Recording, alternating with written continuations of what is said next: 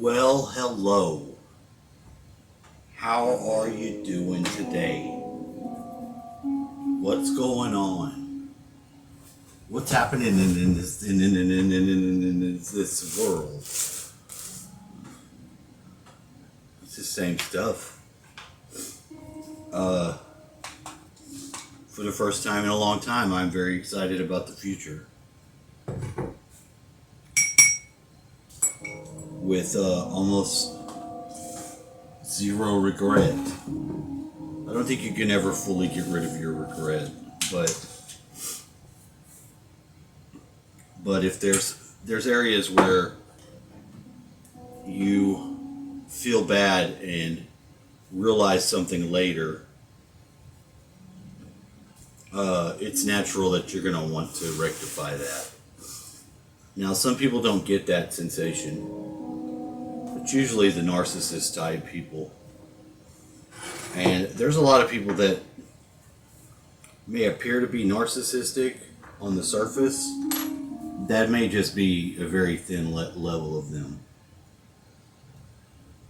For real. Sometimes it's something that they have to show you to shield themselves from you. And sometimes you'll find that it's something you may use to shield yourself from others too.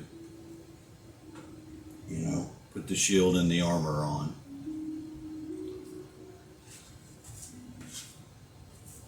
Yesterday I was pretty worried, more worried than I'd been able to be before, because I started to have that sense that I might get ghosted again for whatever reason. I've not been too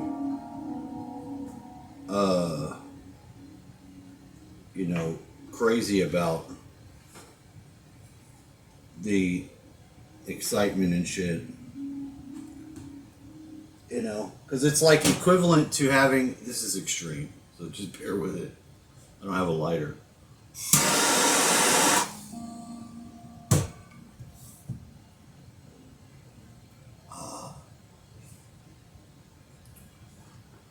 After quitting smoking in 2019, not smoking again until, I don't know, a couple months ago, earlier this year, just little bits of tobacco here and there, after I had a tooth pulled.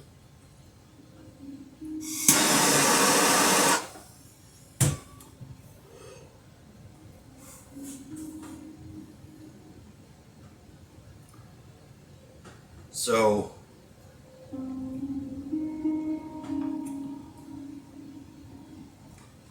I got my end of the panic attack start to kick in. But at the very end of the day, I got some word back. But, I was starting to have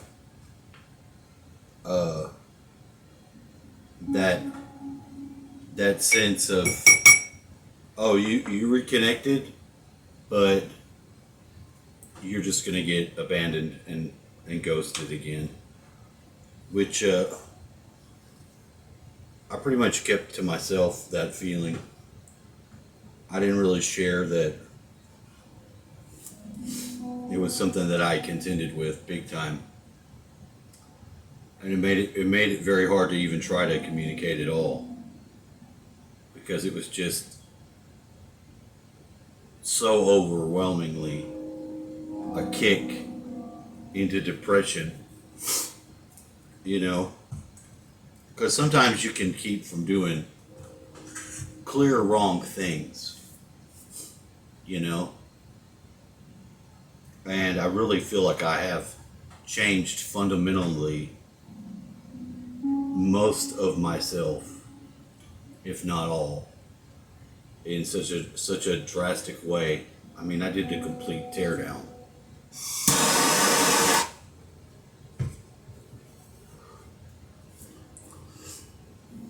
And I feel like I'm somebody whose wealth, and I had this in a reading before, but the reading told me that I would be wealthy, but at the second half of my life, not the first half.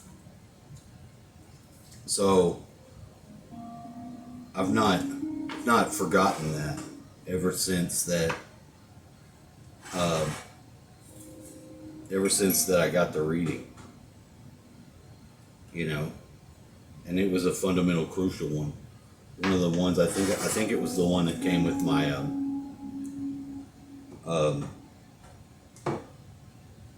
initiation into Golden Dawn. That one told me too that I had been a previous parent. I had been a previous child of an out of wedlock.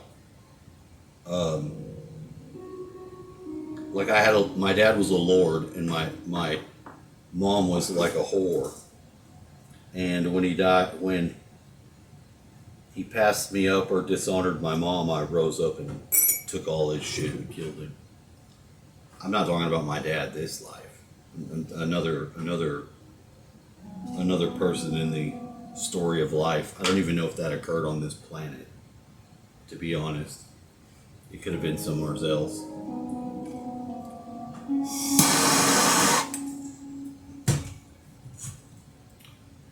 It sucks when you clean out your pipe and then you have really, really deja vu. Real hardcore deja vu. Having to do it again and again and again.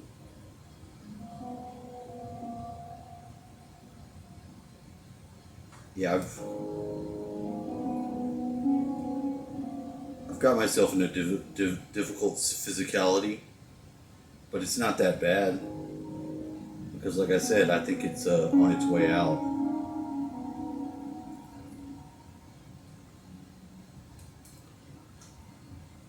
I was trying just to navigate for other people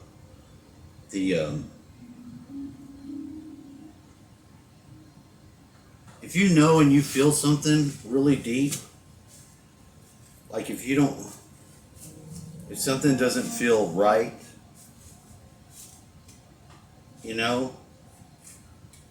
if you feel like there's something really great, you should experience that you could experience with someone that seems appropriate to you, to not just be like, oh, there's plenty of fish in the sea. I'll just pick a whole nother person. Listen to that. Don't throw that to the wayside. That's probably the most true instinct you can have.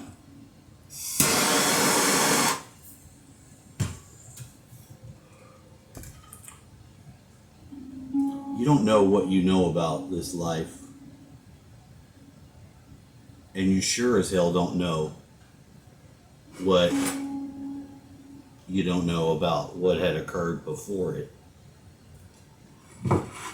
until you open to that. Once you open to that, you can get some of that information flowing in, but it's not information that's going to live in your body.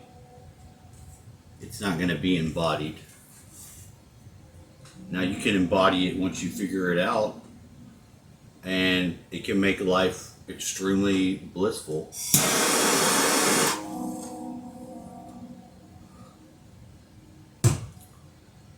There's a lot of things you got to do to get up to the level of where you can recognize what the hell's going on and not be in that reactive state. Gigi was saying the other day on her show, it's like if you're reacting to stuff, that you're weak.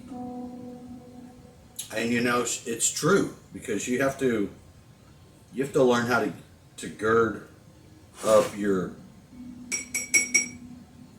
yourself and not be at the whims of that. I mean, there's things that are going to happen that you have to immediately react to. Obviously, there's nothing wrong with seeing that. But there are some things that are so outside of your ability to know what's going on. And our tendency to fill in the gaps with, half truths, hopes, fanciful thoughts. It's just too human nature to do that. To wait for real confirmation, like they say, wait for God. That takes real connection to God or source.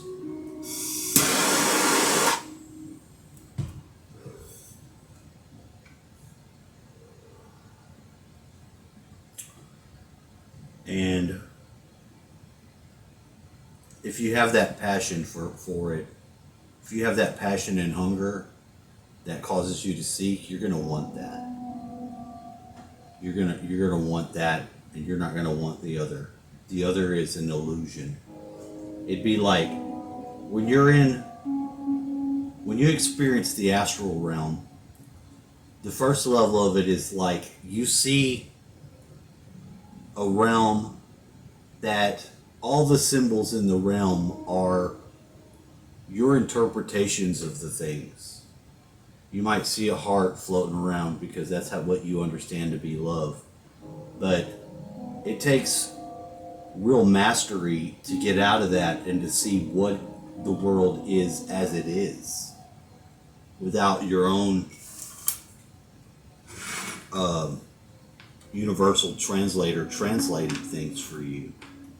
When you get to a place where things are so new and rich, that's the land of milk and honey.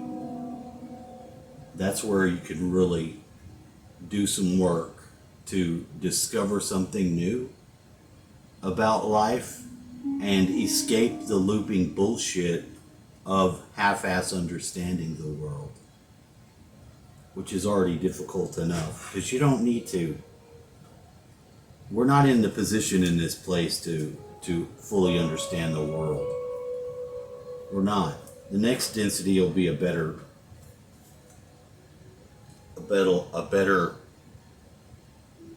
experience for that to occur. But in this experience in 3D Earth, we're just supposed to get our recognition of where we want to apply our work.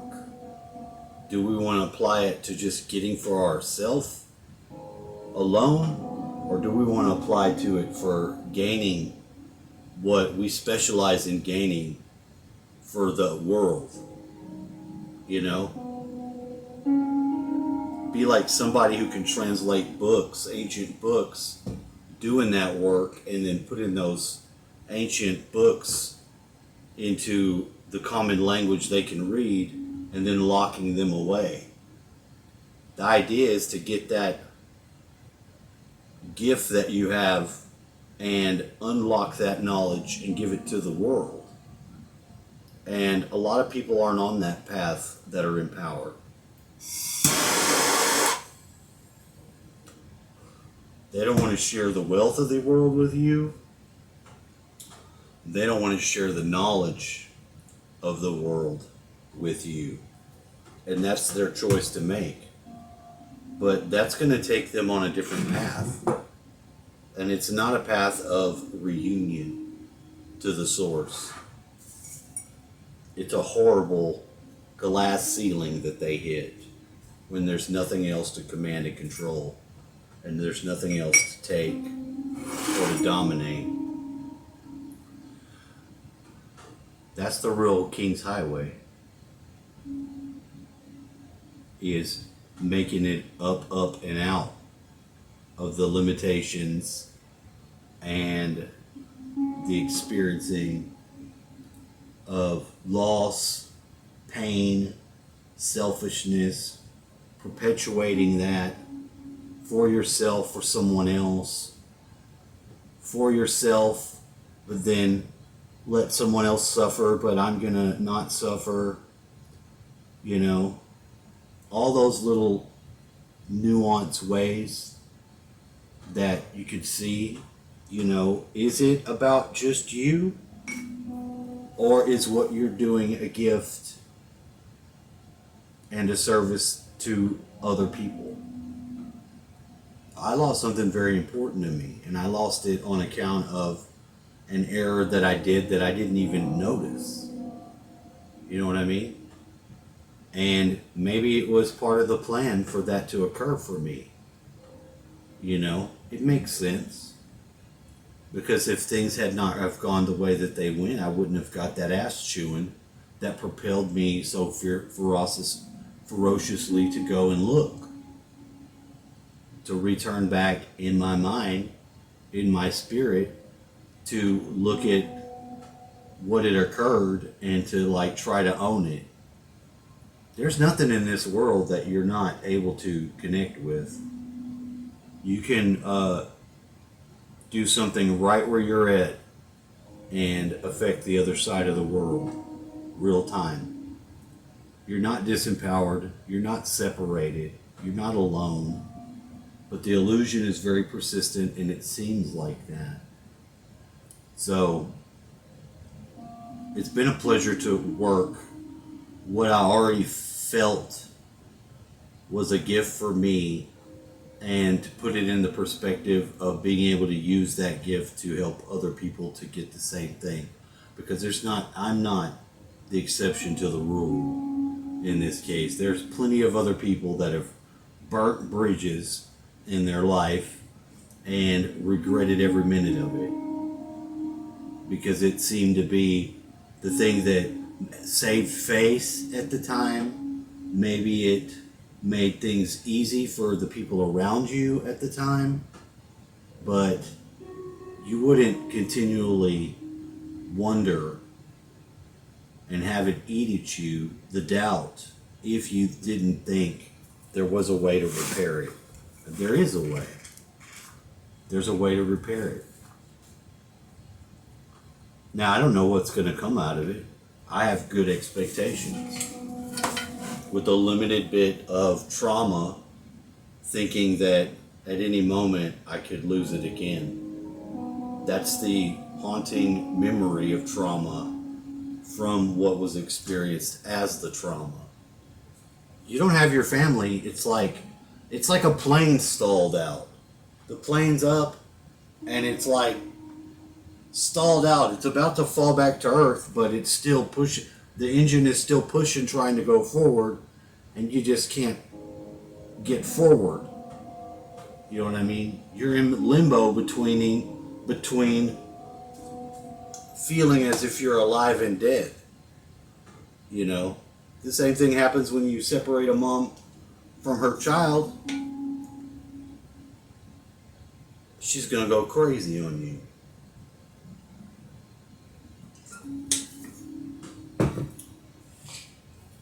It's a real